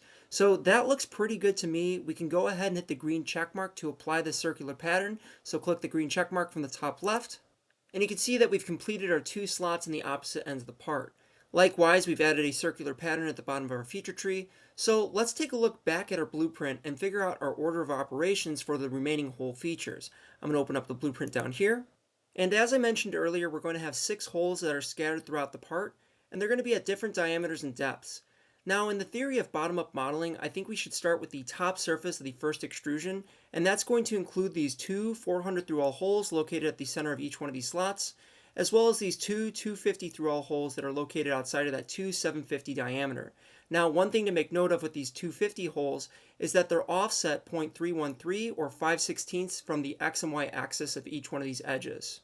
However, let's start with the 400 size holes because we've already located their center point when we created these 2 slots. So I'm going to jump back into SolidWorks here. I'll minimize my blueprint. And these holes are going to be located on the top surface of the first extrusion. So let's go ahead and click on that top surface. And as long as we don't move our mouse, we can choose from the quick toolbar to start a sketch. It's the second icon in the second row. We'll click on that sketch icon. We're going to reorientate to that top view.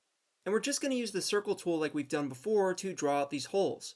So in the top left, we're going to find our sketch tab, and inside the sketch tab, we're going to locate the circle tool, second icon, first row, hit the drop down menu, and we're going to choose the circle icon. Now, instead of trying to find the intersection point or the center of the part, we're just going to move our mouse and we're going to hover over one of these arcs that we created for the slot. So if we leave our mouse over that arc for long enough, it's going to turn orange and it's going to wake up its center point. So once you see that center point, let's slowly move our mouse to that position. And as you snap to it, you should start to see a coincident relationship to the bottom right of your mouse. We'll click once, and then we're just going to move our mouse out here to the bottom right. Again, we really don't care what this value is. We just want to stay within the extent of the slot, and we'll click for the second time. Now, since this is a simple enough detail, we don't have to circular pattern this. We're just going to draw another circle in that second slot in the bottom left. So let's move our mouse over here to this arc, and we'll wake up the center point of this arc. Once you see that center point, we're going to move our mouse to that position, see our coincident relationship, click for the first time, and then we're going to move our mouse out here to the bottom right. Again, we really don't care what this value is. We just want to drop the circle, so click for the second time. And we're going to hit escape on our keyboard a couple times so that we're not drawing any more circles. Now, instead of smart dimensioning both these circles one by one, I'm going to show you a way that we can force a relationship so that we can make these equal. So just like before, we're going to hold down the control key, and then we're going to click on the outside edge of one of these holes, and then while still holding down that control key, we're going to click on the other hole. And again, as long as you were holding down the control key while selecting on both of those entities, you should see the Properties Manager open up on the left-hand side. You can see that we selected on two arcs, and then below that, we have Add Relations. Before, we were only really limited to that tangent relationship. Now, since we have two arcs selected, we should be able to make them co-radial, concentric, or equal. So at this time, I'm going to release the control key from my keyboard, and instead of selecting on that tangent relationship, we're going to make this equal this time. So click on equal, and at first it looks like nothing really happened, but if we hit escape a couple times on our keyboard to get outside of that Properties Manager, and inside the Sketch tab, we locate our Smart Dimension tool, click on Smart Dimension. Let's go ahead and Smart Dimension one of these holes. So I'll click on this bottom left one, we'll click once, and then we'll move our mouse out here to the left, we'll click for the second time, and then in our Modify box, I'm just going to type in the value of 0.4, hit Enter, and you'll see both holes will update with that dimension. And that's the beauty of using and forcing these relationships. So if you have a bunch of details that need to be the same size, you can just select them all and make them equal. So let's move over into the Features tab in the Command Manager ribbon. So we'll click on Features. And instead of using the Extruded Boss Base, which would add material, this is going to be a through-hole cut. We want to use the Extruded Cut feature. So click on Extruded Cut. And once again, this isn't reorientating me to the isometric view, so I'm just going to move my mouse out here into the viewport. I'll hit space on my keyboard, and this is going to open up my view orientation window. And from the top right of the window, I'm just going to select this isometric icon. So click on isometric, and this is going to give me a little bit better of a preview of how these cuts are going to perform. So on the left-hand side in the Property Manager of this Cut Extrude, we can leave this from as sketch plane, but we do want to update or change the direction. As I mentioned before, we don't want to micromanage this and leave this at blind and figure out those depths. We're just going to hit this drop-down menu, and we're going to choose Through All. So when we click Through All, this is going to cut through all surfaces, so we'll click Through All. You can see that projection terminate on that bottom face, and then we're going to hit the green check mark from the top left-hand corner to apply this extrude.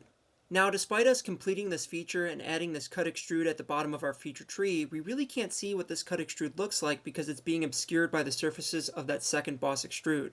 So let's just move our mouse out here into the viewport. We'll hit space on our keyboard, and we're going to reorientate this to the top view. So with this top icon, we'll click for the top view. And now we can clearly see that these holes are cutting through the entire part because we can see daylight or the color of our background seen behind the part.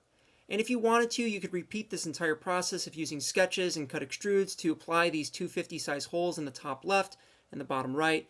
But I want to start to show you how to use what's called the Hole Wizard feature inside SolidWorks, which is an incredibly powerful tool inside SolidWorks because it allows you to choose from a library of predetermined hole types like blind, counterbore, or threaded holes. So the Hole Wizard feature is going to be located here inside the Feature tab. So if you're inside the Feature tab, we want to look for the Hole Wizard icon, which is located to the right of the Cut Extrude icon. So once you locate Hole Wizard, click on that. And this is going to open up the hole specification page inside your Property Manager. And as I was saying before, there's a whole bunch of different hole types that we can choose from. And if you hover your mouse over one of these icons, it'll tell you exactly what it is. So this is going to be a counterbore. We also have a blind hole. We also have a tapped hole. So we're going to be looking at the blind hole first because we want to make this 250 through hole on the top left and the bottom right corners. So let's find that third icon on the first row. This is going to be your blind hole feature. Click on that. And this will activate your hole specifications for the blind hole. We'll get into the diameter as well as the depths in just a second, but I want to talk about the standard and type settings. And this is why it was so important for us to set up our property system options where we set the drafting standard to ANSI, because if we had this set to ISO, we would only pull metric drills. So you want to make sure that your drafting standard here is set to ANSI inch and that your type is set to all drill sizes. Next, we're going to look at hole specifications, and this is going to allow you to choose the hole size that we're about to drill. Now, if we're working in ANSI inch, most of the time you're going to be working with fractional values. If you're not familiar with what those fractional values are, you can actually turn on this little tooltip here for show decimal values. So when you click on show decimal values, and if we hit the drop down menu of the size here, you can actually see what those decimal size values are for each one of those fractional values.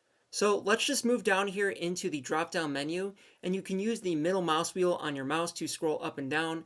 And we're just going to look for a 250 size diameter here, and that's going to be the 1/4 inch drill. So click on 1/4 or 250. And just like the 400 size through holes that we put in the center of each one of these slots, we're going to change our end condition for this 250 size through hole from blind to through all. So hit the drop down menu where you see blind, and we're going to change this to the through all option. Click on through all. Now, depending on what hole type you choose, there are going to be some additional options if you scroll down in this window. For example, inside of options, you can see that we can turn on near side countersink or far side countersink. We're really not going to have to deal with those here, so I just want to move over into the positions tab at the top of my property manager. So positions is going to be located right here if you click on that. And this is going to ask you what faces do we want to be using when we create these hole features. So we want to use the top face of the first extrusion, which is going to be located right here. And once you move your mouse over that face, it's going to highlight or give you an outline in orange. Let's go ahead and click on that once. And that's actually going to start a new sketch command for you inside the Hole Wizard feature. And you can see that because we've moved over into the Sketch tab of our Command Manager ribbon. And what's interesting about this is we're actually defaulting to the point tool inside of the Sketch command, which kind of makes sense because every time that we want to drop a hole, we want to establish the center point of that hole. So imagine that every time you click your mouse, you're pulling down on the drill press and you're plunging a hole into your piece. So we want to create a hole in the top left as well as the bottom right of our part. So on the face that we just selected, let's go ahead and move our mouse out here. We'll click once on the top left, and then we'll move our mouse down here to the bottom right, and we'll click for the second time here to create two holes. So once you've established these two holes, let's hit escape on our keyboard a couple times, and that'll bring us out of the point tool so we won't accidentally create any more holes when we click on our mouse. From here, we'll go to the top left hand corner inside the Sketch tab, and we just want to activate our Smart Dimension tool. So click on Smart Dimension, and if you look back at the blueprint, we're trying to fully define or fully dimension these holes, a value of 0.313 in the X and Y directions from each edge. So we just want to click on the center point of this hole in the top left hand corner, so we'll click once here. And then we'll click on the left hand side or this vertical edge in Y. So we'll click for the second time here, and we can see that we're establishing a dimension, and we'll pull this dimension out here to the left hand side, and we'll click for the third time to drop this dimension. Inside the modify box, we'll give this a value of 0.313, and we'll hit enter or the green check mark to apply that dimension. And then we'll do the same thing to get the offset value from the top horizontal edge in X. So we'll click once on the center point of the hole, and then for the second click, we're going to click on this top horizontal edge in X. And then this dimension, we'll just pull it out here to the left-hand side, and we'll click for the third time. And then we'll give this a value of 0.313. Hit enter or the green check mark to apply that, and we fully define that hole in the top left-hand corner. Now we'll just repeat this process for the hole in the bottom right-hand corner. So we're just going to click once on the center point of the hole. So we'll click once. Our second click is going to be on the bottom edge or the horizontal edge in X. So we'll click for the second time. And then we'll pull this dimension out here to the right-hand side. We'll click for the third time, and we'll type in a value of 0.313, hit enter or the green check mark. And again, we'll do the same thing. So we're going to click once on the center point of the hole. And then our second click is going to be this vertical line on the right-hand side in Y. So we'll click for the second time. And then we'll just pull this dimension down here to the bottom, and we'll click for the third time to apply that dimension, and we'll type in a value of 0.313, hit enter or the green check mark, and now we have both holes fully defined. So we can hit escape on our keyboard a couple times to get outside of the Smart Dimension tool, and this is going to bring you back into the property manager of the Hole Wizard. So over here in the top left hand corner, all we have to do now is hit the green check mark to apply these two holes. So click the green check mark, and you can see that we've plunged or applied those two holes to the top left hand corner and the bottom right hand corner. You'll also notice that the Hole Wizard will create a feature just like any other, and it's going to be located at the bottom of our feature tree. So we can see that 1/4 inch or 250 diameter hole. So let's take a look back at our blueprint to get some information on our last two holes. So if we look at the top view of our part, we can see that we've completed all of these through holes that are going to be located on the top face of the first extrusion. The only two holes that we have left are going to be this one located at the center of our part, as well as this one located on the center line, but it's located offset on this 2-inch bolt circle. So that's going to be this reference line right here, 2-inch diameter. And if I look at the cross section AA, I can see that the hole located on that 2-inch diameter bolt circle reference is going to line up with this detail right here. And the call out for that hole is going to be a 250 diameter, so another 1/4 inch drill, and it's going to go to a depth of 0.563, which means that this isn't a through hole because we can see from the cross section view that the hole isn't cutting through the entire part, as well as this symbol right here, which is a horizontal line and an arrow beneath it. That's going to be your depth symbol. Now the way that we want to read this dimension is we want to take the surface of where the hole starts and we want to measure it to the shoulder of the drill when it starts to taper to the drill point.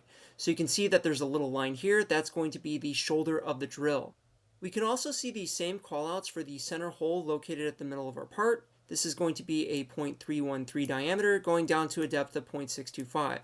So a 5/16 drill going down to a depth of 5/8. However, we should make note of the secondary callout, which says 38-16 UNC going down to that same depth. Now, this is letting us know that this is a threaded hole. So we have a 3/8 thread, and there's going to be 16 threads per inch, and UNC stands for Unified Coarse Thread. And if we look at our cross section here, we can see that there's dotted lines on the outside edges of this hole. That's going to be a globally recognized symbol for drafting a threaded hole. So whenever you see a hole like this, a blind hole detail, and then on the outside edges of it are going to be these dotted lines, that's a threaded hole. So the centering hole, or the minor diameter of that thread, is going to be 0.313 or 5/16, and then the major diameter, or the thread of the hole, is going to be 3/8 or 0.375. So now that we know what these last two holes are going to look like, I'm going to get back into SolidWorks. And we're just going to continue to use that hole wizard feature. So up here in the top left-hand corner, we want to find our features tab inside the ribbon of the command manager. And then we're going to look for the hole wizard icon. So we'll click on that once again and activate the hole wizard. And this should remember your last settings for the 250 through holes at the top left and bottom right corners. And I think we can take advantage of that because we're already inside of a blind hole feature and we're already using a 1/4 inch or 250 size drill. All we need to do now is just change the end condition from through all instead of going through the entire part. We'll hit the drop down menu and we'll update this to blind. And then whatever value it gives you in this depth field, we're just going to highlight this and update it to the 0.563 depth that we found from the blueprint. And then we'll hit enter to apply that value. And there are going to be two icons below that depth field that are going to allow you to control from depth to shoulder, which is what we want. That's going to be the first icon. And the second icon is going to be depth to tip. Most times you're not going to be using this unless it's a very specific scenario. So make sure that you have depth to shoulder activated. And then inside the property manager of the hole wizard, we're going to toggle over into the second tab for positions. So click on the positions tab. And just like before, we need to select on a face to start this whole feature. So we want to select the top face of that second extrusion. And that's going to be this face right here. So click anywhere on this face to start that sketch. We'll click once. You can see in the top left-hand corner, we've moved over into the sketch tab, and then we activated the point tool. So if you start to move your mouse around, you can see a yellow highlighted preview of that hole. And all we want to do is try to snap this or link this vertically so that it's in line with the origin. So once you see that blue dotted line snap line, we're going to click for the second time to establish this hole. And since we don't have to create any more 250 blind holes, let's hit escape a couple times on our keyboard to get out of the point tool. Now all we have left to do is to smart dimension or fully define this hole so that it doesn't move on us. And I think the easiest way to do this is just to replicate that 2-inch diameter reference line that we saw in the blueprint. So up here in the top left hand corner, we're going to go inside of our sketch tab and we're going to activate the circle tool. So second icon, first row, we'll hit the drop down menu and we'll select the circle icon right here. Click on the circle icon and then we're just going to link ourselves or lock ourselves to the origin. So we'll click once. And then we want to snap this to the center point of that hole that we just created. So once you see a coincident relationship with that hole, we'll click for the second time. And then before we hit escape, let's go ahead and change this to construction on the left-hand side in the properties manager. So toggle this over here to for construction, and then we'll hit the green check mark from the top left-hand corner. And before you click that green check mark for the second time and complete this whole feature, we need to smart dimension the circle that we just drew. So up here in the Sketch tab, we have to activate our Smart Dimension tool. Click on that. And then we'll click on the outside edge of the circle that we just drew. So click on that once, and then move our mouse out here to the left-hand side, and we'll click for the second time to drop this dimension. We'll give this a value of 2.00 or 2 inches. We'll hit enter or the green check mark to apply that dimension. So let's hit escape a couple times on our keyboard to get out of the Smart Dimension tool. And this sometimes happens, but I can see that the center point of that drill is currently underdefined or blue. And all we need to do is add a relationship or force relationship like we learned before. So let's hold down the control key on our keyboard, and then we'll move over to the center point of that hole. We'll click once, and then we'll go over to the origin of our part and we'll click for the second time. And as long as both of those are selected, from the left hand side, we'll release our control key, and then we'll reestablish a vertical relationship. So we'll click there, and now that hole is fully defined. So from the top left hand corner, we'll click the green check mark, and then we'll click the green check mark for the last time to complete this whole feature. So click the green check mark, and you can see that we've created or established that blind hole. From here, we'll use the hole wizard one last time to apply that threaded hole at the center of our part. So inside the Features tab, we're going to locate the hole wizard icon, click on that. And instead of us using that blind hole feature, so the third icon on the first row, we're actually going to use the threaded or tapped hole feature, which is the first icon on the second row. And again, you can see that it's a tapped or threaded hole feature because it has those dotted lines on the outside of the hole. So click on that first icon in the second row, and that's going to activate your threaded or tapped hole parameters. Beneath the icons, you can see that we're still currently set to ANSI inch. That's what we want to see because we want to be pulling from that library. However, the type has changed from all drill sizes to bottoming tapped holes. If you hit the drop-down menu, there's a handful of options you can choose from, but we just want to leave this at bottoming tapped. That's going to be the default option. Beneath that, we have our hole specifications, and this is going to allow you to choose your thread size as well as your thread pitch. By default, this is setting me at a 1/4 inch 20 threads, so 1/4 inch thread, 20 threads per inch. If I hit the drop down menu here, I can change this to the 3/8 16. So we're just going to go a little bit larger. We're going to find the 3/8 and then -16. So again, 3/8 thread, 16 threads per inch. Click on that. And just like before, we want to leave the end condition as blind because we're only going to go down a value of 0.625 or 5/8. So we just have to update these depth values here. So this is at a default value of 0.938. I'm just going to highlight this, update it to 0.625, hit enter. And then the thread dimension here, this is just like the depth of the hole, and this is going to be the depth of the thread. I want to make them the exact same, so I'm just going to change this value to 0.625. And now my hole depth is 0.625, and my thread depth is 0.625. And just like what we did before, we're going to follow the exact same workflow. We're just going to move over from the type tab that we're currently in into the positions tab so that we can place this hole. So click on positions. And as always, we need to select a face before we can start this feature. So we want to put this threaded hole on the top surface of the fourth extrusion, or it's going to be this middle surface right here. So click on that once to start the sketch. So click on it once. You can see in the top left-hand corner that we've moved over into the sketch tab, and then we've activated the point tool. If you move your mouse around, you can see a yellow highlighted preview of that threaded hole, and we just want to link or lock this to the origin of our part. So I'm going to move over to the origin. I can see that I have a coincident relationship. I'm going to click once, and then I can hit escape a couple times on my keyboard because I don't have to place any more threaded holes.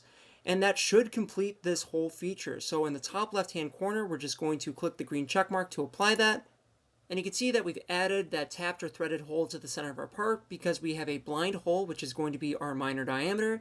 And then surrounding that is going to be a dotted line, which is the recognized symbol for a threaded feature. And that's going to be your major diameter. So if you want to see what these blind holes look like, especially if you need to take a dimension of these features after you place them, we can use a view display option called section view to cut through the part. So up here in the view display toolbar, we're going to look for the fourth icon, which is basically a bearing cut in half, and you can see some cross hatches on them. Click on that icon in section view, and that's going to temporarily cut your part in half by a specific plane.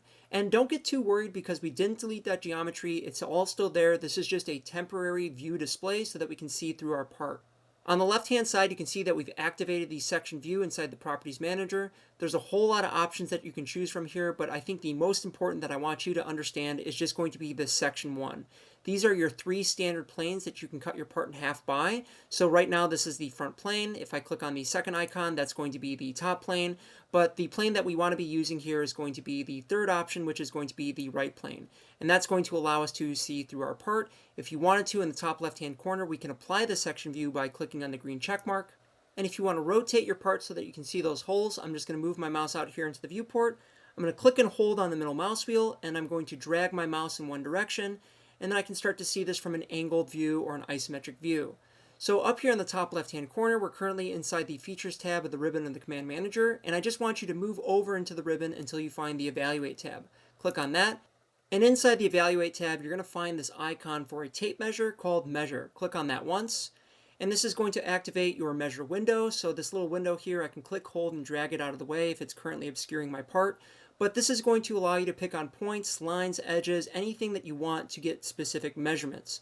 So this first measurement that I want to take is going to be from this top face of the second extrusion. So I'll click on that once. And then we want to measure to the shoulder of the blind hole. So this 250 blind hole here, we can see this edge, that's going to be our shoulder. If we click on that, this is going to be our second selection. We can see that we have a minimum distance of 0.563, and that looks accurate to what we placed inside of our hole wizard values. So this looks good. I'm going to actually take another measurement now. So I'm going to move my mouse off of the part into the viewport, and I'll click for the third time. That's going to deselect both of those selections, and now I can choose new pieces of geometry to measure. So let's take a look at that blind hole at the center of our part. This should be the minor diameter of that 3/8 thread. So that value should be 0.313. So I'm going to move my mouse over here to the surface of that blind hole. I'll click once. And then over here to the right, it's projecting an area as well as a radius. So since this part is currently cut in half, we're only going to be able to get a radius value, not a true diameter value. So this is going to be half the value of the diameter, so 0.156. If you double that, that actually comes out to be 0.313. So that minor diameter, or the blind hole for this 3/8 thread, looks accurate, so this looks all good to me. So I'll hit escape a couple times on my keyboard to get outside of the measure tool. And if we want to return back to the full view of the part and we want to toggle off this section view, we just need to click on that icon from our view display row. So up here, the fourth icon, this is going to be that section view icon. We're going to click on that, and that's going to toggle off your section view. So let's return back to the top view. I'll move my mouse out here into the viewport. We'll hit space on our keyboard, and we'll choose on the first icon in the top row here for top view. And the last detail that I want to show you how to draw is going to be this arrow located at the bottom of the piece. And this is going to let the operator know which direction the work holding needs to face when they install it on the machine. So if we open up our blueprint here, we can see that we have an arrow at the bottom of our part on the top view. Now, I didn't provide any dimensions because I just want you to freehand it. Whatever you get, that's totally fine. So I'm just going to minimize this blueprint, return back out here to the viewport. And then we're just going to start a sketch on the top face of the second extrusion. So click anywhere on this face here, and if you click on it and you leave your mouse there for long enough, it's going to open up this quick toolbar, and we can access the sketch command from the second icon on the second row. So click on sketch. You can see in the top left-hand corner, we're inside the sketch tab and that we started a sketch, and in our feature tree, we've added a sketch down there. So let's start by drawing a center line down the middle of the part, and that way we only have to draw half the arrow and we can just mirror it over and everything will be symmetrical.